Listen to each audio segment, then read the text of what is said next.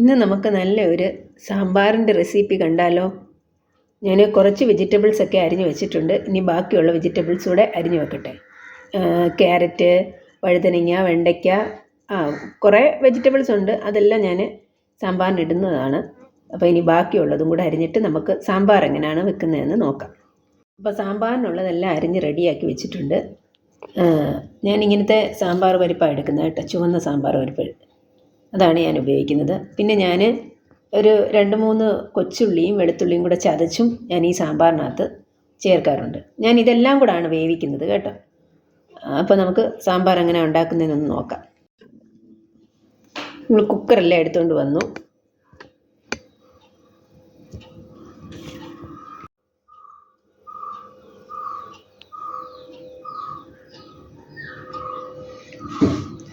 Cooker എടുത്തുകൊണ്ട് വന്നു. ഇനി നമുക്ക് സാമ്പാർ പരിപ്പ് ഇതിലേക്ക് ആഡ് ചെയ്യാം. ഇപ്പം ഞാൻ നന്നായിട്ട് കഴുകി ഇതിനകത്തോട്ട് ചേർക്കുകയാണ്.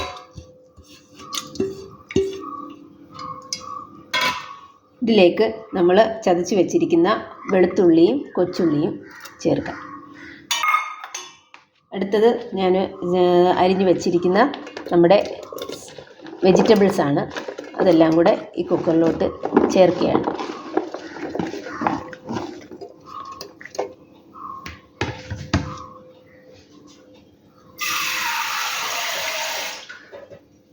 ഇനി നമുക്ക് ആവശ്യത്തിന് വെള്ളം ഒഴിച്ചു കൊടുക്കാം.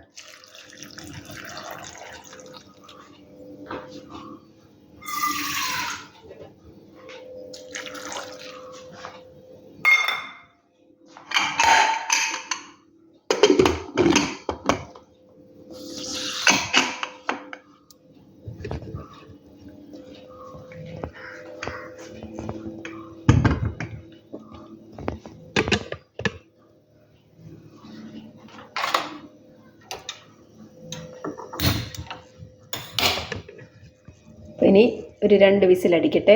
അപ്പോഴത്തേക്ക് നമുക്ക് വെജിറ്റബിൾസ് എല്ലാം വെന്ത് കിട്ടും. എന്നിട്ട് അതിന് ശേഷം നമുക്കതിൻ്റെ കൂട്ടുകളൊക്കെ ചേർക്കാം. ഇങ്ങനെ നമ്മുടെ സാമ്പാറെല്ലാം വെന്ത് റെഡിയായിട്ടിരിപ്പുണ്ട്. ഇനി നമുക്കതിന് കടുക് വറക്കണം. കടുക് വറക്കാൻ കൊച്ചുള്ളി, കറിവേപ്പില, പിന്നെ കായം ഇതെല്ലാം കൂടെ ഞാൻ കടുക് വറക്കുമ്പോൾ തന്നെ ഈ കായം ഇതിനകത്തങ്ങിടും. ഇനി നമുക്ക് ഉണക്കമുളകും കൂടി വേണം.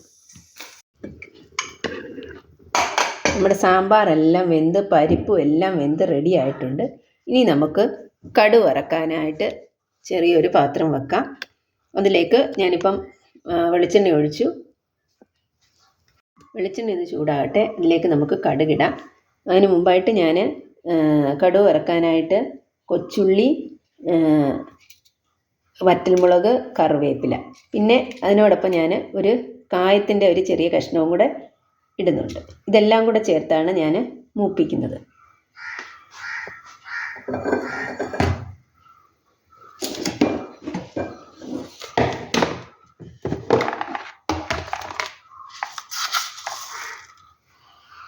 വെളിച്ചെണ്ണ ചൂടായി കടുക് ഇടാം.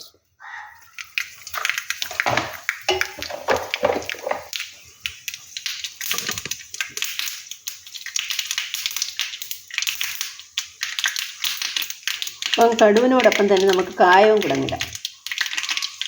ചെറിയ കഷ്ണം കായം,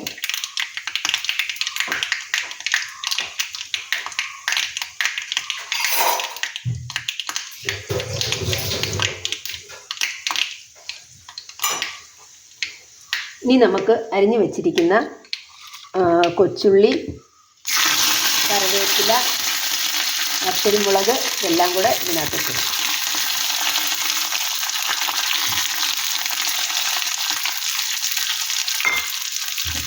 ഇതെല്ലാം കൂടി നന്നായിട്ടൊന്ന് വഴറ്റിയെടുക്കാം.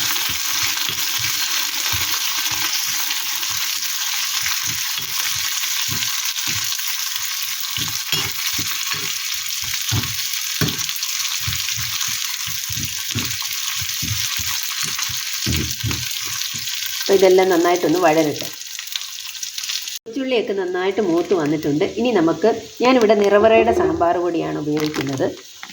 ഞാൻ ഇവിടെ സാമ്പാർ പൊടിയാണ് കൂടുതൽ വാങ്ങിച്ച് സാമ്പാർ പൊടിയാണ് ഉപയോഗിക്കുന്നത്. അപ്പം നമുക്കതിലേക്ക് കുറച്ച് നിറവറയുടെ സാമ്പാർ പൊടിയാണ്. അത് കുറച്ച് ഇട്ട് കൊടുക്കുക. നമ്മുടെ സാമ്പാറിൻ്റെ കഷ്ണങ്ങളുടെ അളവിനനുസരിച്ച് സാമ്പാർ പൊടി ചേർക്കാം. കണക്കൊന്നുമില്ല, നിങ്ങൾക്കത് നിങ്ങളുടെ കണക്കിനനുസരിച്ച് ചെയ്തു. അപ്പോൾ കുറച്ച് സാമ്പാർ പൊടിയും ചേർത്ത് ഒന്നുകൂടെ ഒന്ന് വഴറ്റി അതിൻ്റെ ഒരു പച്ചച്ചുവ മാറുന്ന വരെ ഒന്ന് ചെറുതായിട്ടൊന്ന് ചൂടാക്കാം.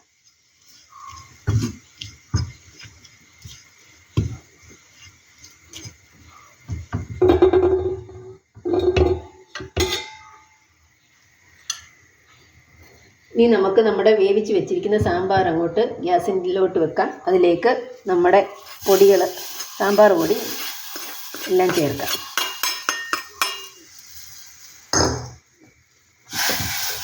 എന്നിട്ട് നന്നായിട്ട് ഇളക്കി കൊടുക്കാം.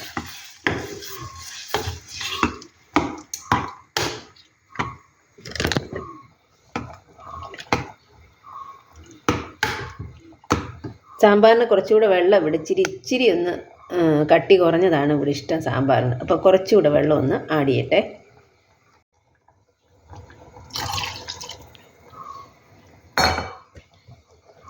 കുറച്ച് വെള്ളം ഒഴിച്ച് കൊടുത്തു.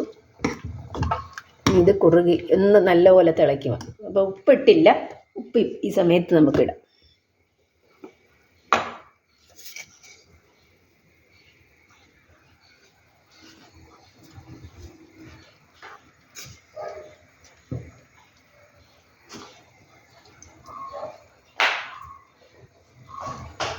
നന്നായിട്ട് തിളയ്ക്കും. നിങ്ങൾക്ക് സാമ്പാർ പൊടി കുറവായിട്ട് തോന്നുവാണെങ്കിൽ ഈ സമയത്ത് കുറച്ച് സാമ്പാർ പൊടി ചേർക്കാം. എന്നിട്ട് നന്നായി തിളപ്പിച്ചാൽ മതി.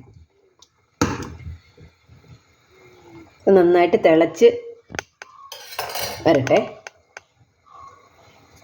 ഇങ്ങനെ നമ്മുടെ സാമ്പാറൊക്കെ നല്ലതായിട്ട് തിളച്ചൊന്ന് കുറുകി നല്ല സെറ്റായി. നിങ്ങളിങ്ങനെ ഒന്ന് ചെയ്ത് നോക്കിയില്ലെങ്കിൽ ചെയ്ത് നോക്കുക കേട്ടോ. എളുപ്പമാണ്, പെട്ടെന്ന് നമുക്ക് സാമ്പാർ ഉണ്ടാക്കാൻ, നല്ല ടേസ്റ്റുമാണ്. അപ്പം ഇന്നത്തെ ഈ വീഡിയോ നിങ്ങൾക്ക് ഇഷ്ടപ്പെട്ടുവെങ്കിൽ ലൈക്ക് ചെയ്യുക, സബ്സ്ക്രൈബ് ചെയ്യുക. Thank you.